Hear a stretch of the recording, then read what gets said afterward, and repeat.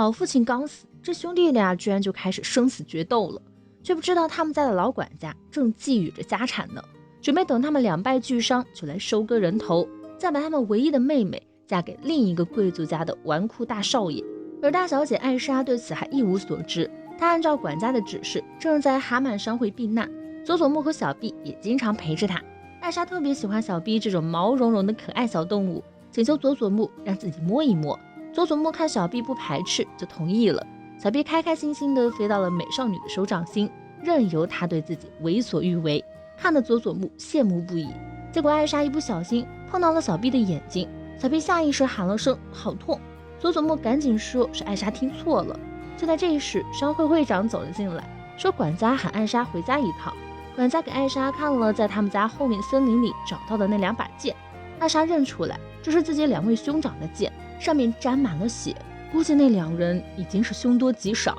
事已至此，只能由艾莎亲自担起家业。当然，女孩子是很难管理起这么大个家族的。管家打的主意就是让大小姐跟另一个贵族家的少爷结婚，这毕竟是人家的家事，佐佐木和会长也不好插嘴。最近这座城市的状况也非常不好，很多居民都已经收拾东西离开避难了，要舍弃自己世世代代生活过的土地，那些居民心里肯定也不好受。而这里更是小碧的故乡，所以他开口委托佐佐木一件事。佐佐木心里清楚小碧想干什么，自然也是毫不犹豫就答应下来。现在他们俩要去战场颠覆战局了。一到晚上，小碧就用魔法带着佐佐木起飞，很快他们就看到了奥根帝国的军队驻扎地。小碧一个魔法就将那片地面扫平，帝国的士兵们也将会在睡梦中毫无痛苦的死去。第一次见到这种场面的佐佐木有些接受不了，小碧表示动手的是我，你不用感到愧疚。两人刚准备回去，刚刚的大坑里却突然迸射出红光，居然还有幸存者对他们反击了。幸好小碧反应快，立刻在佐佐木身前撑起防护罩，但是防护罩没支撑多久就砰的碎裂，小碧也被震飞出去。失去了魔法保护的佐佐木无法再制空，可小碧被一个女魔法师缠住。佐佐木看到身下刚好是河流，立刻用水魔法激起千层浪拖住自己，这才安稳落地。担忧地看向空中，发现小碧正在跟那个神秘魔法师激斗，两人的实力居然不相上下。就在这时，森林里又走出来2个人，佐佐木定睛一看，居然是被传已经死去的穆勒子爵和一个白发少年。穆勒子爵看到佐佐木也很惊讶，注意到白发少年受了伤，佐佐木便用治疗魔法帮他治了一下。原来这个白发少年还是王国的2皇子阿多尼斯。在一次激战中，穆勒子爵和阿多尼斯跟大部队走散，可能因为这个才会被传牺牲了吧。现在他们2人打算去前面的村落，想到小碧那边自己也帮不上什么忙，佐佐木便同意和他们一起。结果刚起身就遇到了几个伏兵，好在穆勒子爵英勇善战，再加上佐佐木的魔法辅助，很快就将那队敌兵尽数斩杀。可没有想到，到了村落之后，刚好遇上这个村子被半兽人袭击，3人便继续帮村民们解决那些半兽人，但敌人的数量实在太多，应该会有一个高阶半兽人作为他们的首领。果然，穆勒子爵话音刚落，一只体型庞大的半兽人就冲了上来，佐佐木立刻使出闪电魔法，却只能将对方暂时击退。穆勒子爵的剑法也对对方毫无用处，还被一脚踹翻在地。眼看3人陷入苦战之中，关键时刻小碧从天而降，用魔法召唤出一只魔像和半兽人首领战斗。刚刚还吊打佐佐木3人的半兽人首领，转眼之间就沦为了魔像的玩物，被他拎起来狂甩180圈后，用力地扔向了空中。半兽人首领就这么化作了天际流星，魔像也随之消失。小碧跟佐佐木解释，各种动物和植物中也存在高阶个体，刚刚的半兽人首领就是半兽人中的高阶个体，而他们俩就是人类中的高阶个体，一人一鸟旁若无人地唠着嗑。殊不知在穆勒子爵心中掀起了多大波澜。他一直以为小碧是佐佐木的使魔，现在看到佐佐木对小碧的态度，似乎2人的地位是小碧更高。他的心中突然有了一个猜想，便直接问小碧是不是那位星之贤者大人。事到如今，小碧也不隐瞒了，曾经对小碧极为尊敬的穆勒子爵当场就给他跪了。身为2皇子的阿多尼斯的态度也极为恭敬。不过小碧现在只想跟佐佐木过平静安详的生活，让穆勒子爵和阿多尼斯不要把他还活着的事情透露出去。两人自然是欣然答应。几人被小毕用瞬移魔法带回了穆勒子爵家的城堡里，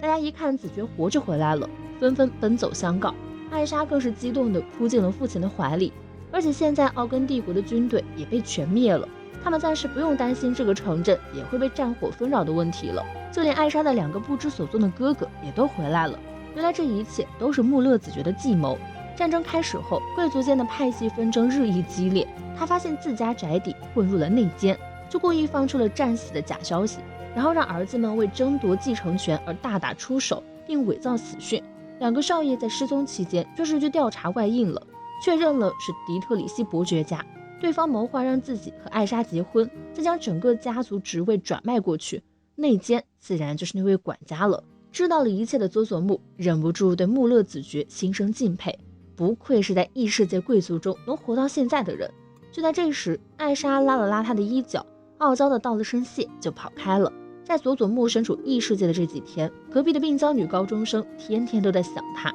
这天他放学回家，居然在小巷子里碰到了一个伤痕累累的女人，就报了警，让警察过来处理。发现那个女人已经死了。做完笔录后，听到有2个警察在讨论，说又要请新崎小姐跟那个叫佐佐木的人出马了。一听到佐佐木的名字，女高中生下意识停了下来。听到他们说佐佐木就是最近被新崎小姐缠上的人，听说他可以做出大冰柱，女高中生默默将这些话记在了心里。与此同时，佐佐木也回到了这边的世界，发现时间居然已经过去好几天了，时间流速比之前快了不止1倍。小毕推测可能是受到某些事情的影响，两人就梳理了一下这段时间他们在异世界经历的事情。王国和帝国的战争平息之后，穆勒子爵家争夺继承权的骚动也跟着落幕。因为在战争中立下了功劳，穆勒子爵在城内获得官职，并被晋升为伯爵。佐佐木也受封成为了王家的直属禁卫骑士。二皇子还拜托他帮忙管理自己的私人财产，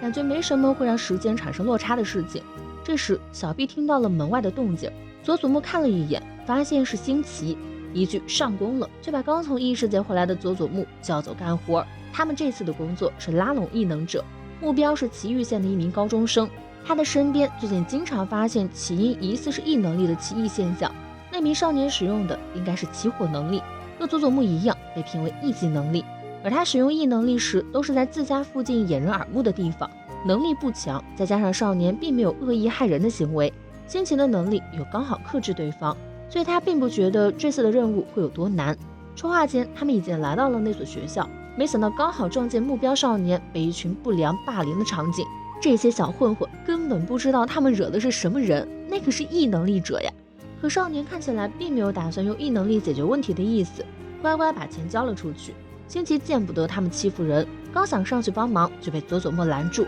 让他再观察观察。少年似乎很习惯这种事情，又从怀里掏出一张钞票递了上去，应该是长期都在忍耐。他们贸然上去帮忙，说不定还会伤害到对方的自尊心，所以佐佐木的建议是等到少年落单时再去找他聊聊。新奇便提出由自己一个人去跟对方接触，让佐佐木去写报告。佐佐木就找了家咖啡厅，像高级精英那样啪啪啪敲电脑。难以想象，不久前他还是一个苦逼的普通社畜。写完报告，佐佐木想去旁边的大型商超给小 B 买个伴手礼，没想到刚好看见目标少年路过，身边还跟了个美少女。看两人相谈甚欢的样子，不知道的还以为那个少女是少年的女朋友呢。佐佐木却隐隐觉得少女有些眼熟，40岁大叔竟然跟踪高中生小情侣，要是旁边有别人，估计立马就报警了。结果就在这时，那几个小混混又过来找茬了，看到少年身边的美少女，就又将魔爪伸向了他。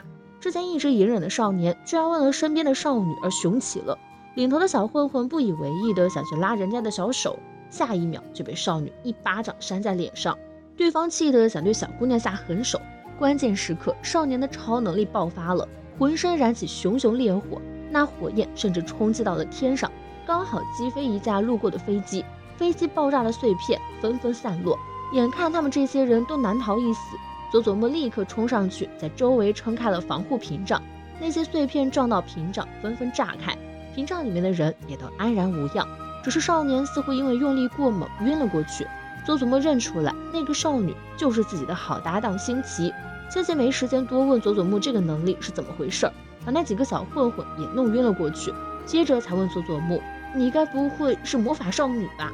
原来这个世界上除了有他们这些异能力者，还有7位魔法少女，都是具备不可思议魔法力量的小女孩，能使用与异能力的原理截然不同的力量，引发各种奇异现象。其中一名就是日本人，但那个魔法少女经常到处虐杀异能力者，这边引发的动静太大，已经有不少人过来围观了。为了避免引发更严重的事态，星崎和佐佐木得赶紧解决这面防护罩。没想到还没来得及行动，就有一股力量攻了过来，不过依旧被防护罩给弹开了。两人定睛一看，好家伙，这不就是魔法少女？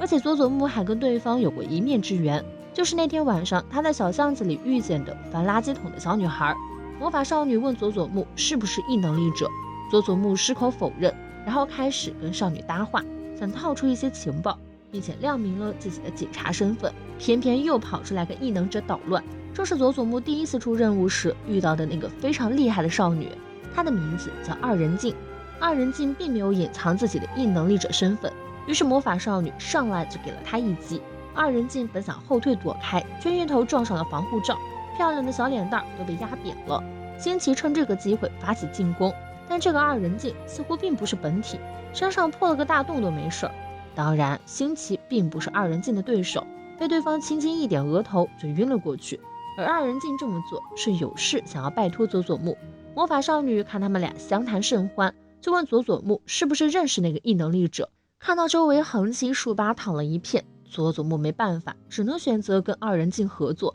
但希望他不要伤害那个女孩子。紧接着佐佐木率先发起进攻，吸引魔法少女的注意。魔法少女一看，你小子果然是异能力者。佐佐木赶紧解释，我这不是异能力，是魔法，我跟你们一样是魔法少女啊。没想到对方还真信了。趁魔法少女沉思的时候，二人镜立刻闪现到她身后偷袭，结果却是她自己被打落到地上。魔法少女不以为意，问佐佐木是不是也有妖精向她求助了。佐佐木反问她向她求助的妖精去哪里了。魔法少女回答被自己杀掉了，她脖子上的围巾就是那只妖精的毛皮，因为她根本不想当什么魔法少女。好家伙，要是 Q 比也有这样的待遇就好了。佐佐木继续问魔法少女为什么这么憎恨异能力者，这才得知人家的家人和朋友都被异能力者给害死了。然而下一秒，魔法少女看到旁边的小男孩呆愣愣地看着这边，居然主动离开了，大概是不愿意伤害普通人吧。佐佐木也有些不明所以，却只能就此作罢。